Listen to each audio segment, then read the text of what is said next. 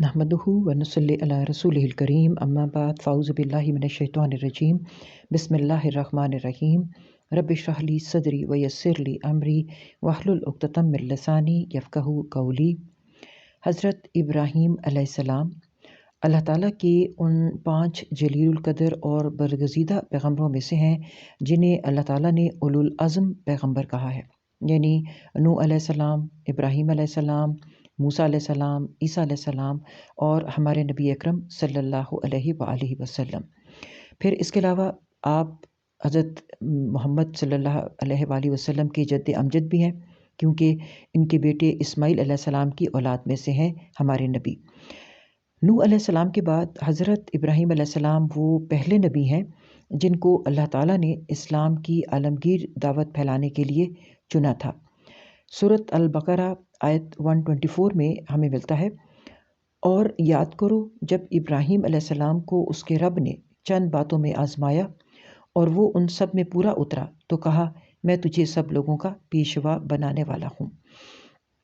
तो इब्राहीम अलैहिस्सलाम ने सबसे पहले ख़ुद इराक़ से मिस्र और फिर शाम और फ़लस्तीन और फिर वहाँ से लेकर सहराए अरब तक इस्लाम की दावत दी, और उसके बाद अपने मिशन की तकमील के लिए मुख्तलिफ़ इलाक़ों में अपने खलीफा भी मुकर्रर किए। जैसे हम देखते हैं कि शरक़ के उर्दन में उन्होंने लूत अलैहिस्सलाम को मुकर्रर किया था, जो उनके भतीजे भी थे। फिर शाम और फ़लस्तीन में इसहाक़ अलैहिस्सलाम को मुकर्रर किया, और सहराए अरब में अपने बड़े बेटे इस्माईल अलैहिस्सलाम को उन्होंने मामूर किया। यहीं पर ही, यानी मक्का जो अरब का ही शहर है, तो यहाँ पर अल्लाह के हुक्म से उन्होंने अल्लाह का घर तामीर किया, जो इस मिशन का मरकज़ बना। इस्माईल अलैहिस्सलाम की जो औलाद थी वो अरब में ही रही और पली बढ़ी, जबकि इसहाक़ अलैहिस्सलाम की जो औलाद है उसमें हमें बहुत से पैगम्बर मिलते हैं, जैसे याकूब अलैहिस्सलाम, यूसुफ़ अलैहिस्सलाम, मूसा अलैहिस्सलाम, दाऊद और सुलेमान अलैहिस्सलाम, यहया और ईसा अलैहिस्सलाम, और बहुत से ऐसे अंबिया भी हैं जिनका ज़िक्र या तो हमें मुख्तसर ज़िक्र मिलता है कुरान में, या फिर उनके सिर्फ़ अस्माए गरामी मिलते हैं।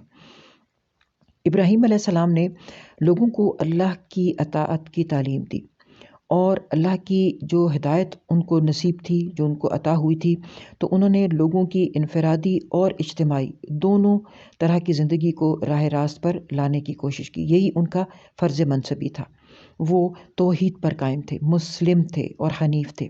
हमें जहाँ भी कुरान में हज़रत इब्राहीम अलैहिस्सलाम का ज़िक्र मिलता है तो साथ आता है इब्राहीम हनीफ़ा वमा कान मिनल मुशरिकीन, कि वो शिर्क करने वालों में से नहीं थे। अल्लाह के दीन की तबलीग उनकी ज़िंदगी का हासिल थी, और इसीलिए वो दुनिया के इमाम और पेशवा बनाए गए थे।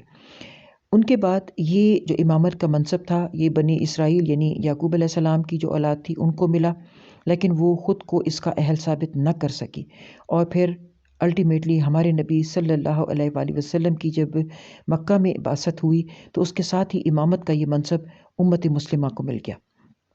कुरान में मुख्तलिफ़ मकामात पर वो जो जितनी भी तमाम तर सख्त तरीन आजमाइशें जो हज़रत इब्राहीम अलैहिस्सलाम पर गुज़री उनका ज़िक्र हमें मिलता है, और इन सब से गुज़रने के बाद ही हज़रत इब्राहीम अलैहिस्सलाम इमामत के हक़दार हुए थे। उनकी तमाम तर ज़िंदगी अगर हम देखें तो वो कुर्बानी ही कुर्बानी थी। हर वो चीज़ जिससे इंसान मोहब्बत करता है या जिसको इंसान अज़ीज़ रखता है, तो वो उन्होंने हक़ की खातिर कुर्बान की। हज़रत इब्राहीम अलैहिस्सलाम की जो इब्तिदाई ज़िंदगी के हालात हैं, उनकी एक झलक हमें एक अंग्रेज़ स्कॉलर हैं सर लियोनार्ड वूली, और उनकी किताब है इब्राहीम, जो उन्होंने 1935 में लंदन में लिखी थी। उसके मुताबिक वो ये लिखते हैं कि इब्राहीम अलैहिस्सलाम का जो ज़माना था वो तकरीबन 2000 साल क़ब्ल मसीह का ज़माना था, और वो उर के शहर में पैदा हुए, जो उस ज़माने का एक सनती और तिजारती मरकज़ था। इस शहर के बारे में कुछ तहरीरें उन खंडरात से भी मिली हैं जो इस शहर के दरियाफ़्त हुए थे, और हमें उससे ये भी पता चलता है कि ये खालिस मादा परस्ती का दौर था। यहाँ पर सूद लिया जाता था, और जो लोग थे वो बहुत कारोबारी किस्म के लोग थे, हर वक़्त मुकदमेबाजियों में वो फंसे रहते थे।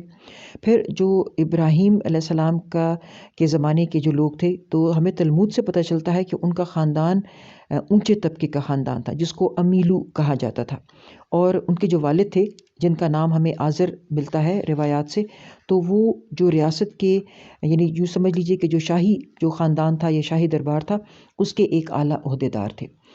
اور اس وقت ملک میں تقریباً 5000 خدا تھے، یعنی بت پرستی تھی، ہر شہر کا الگ خدا تھا۔ ار کا جو خدا تھا یا ار کا جو دیوتا تھا اس کو ننار کہا جاتا تھا، یعنی چاند دیوتا، اور اس کے علاوہ کچھ زمینی دیوتا بھی تھے، تو ان سب کے بت بنا کر مندروں میں آویزاں کیے گئے تھے۔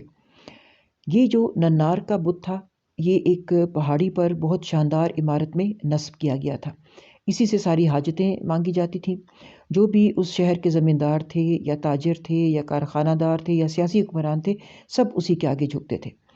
اور دیوتا کے یہ جو پجاری تھے جو وہاں پر رہتے تھے وہ بھی بہت اہمیت کے حامل تھے۔ ان کو جتنی بھی نظر نیاز وغیرہ ہیں، جس میں سونا بھی ہوتا تھا اور کچھ کھانے پینے کی اشیاء ہوتی تھیں، سبزیاں، پھل اور دودھ وغیرہ، وہ سب انہی کو دیے جاتے تھے۔ شہر کی جو عدالت تھی وہ بھی اسی مندر میں قائم تھی۔ جو بادشاہ تھا جس کا نام ہمیں روایات میں نمرود ملتا ہے، تو اس کا بھی اس بت کے ساتھ یا اس ننار دیوتا کے ساتھ خاص تعلق تھا، اور وہ خود بھی معبود مانا جاتا تھا۔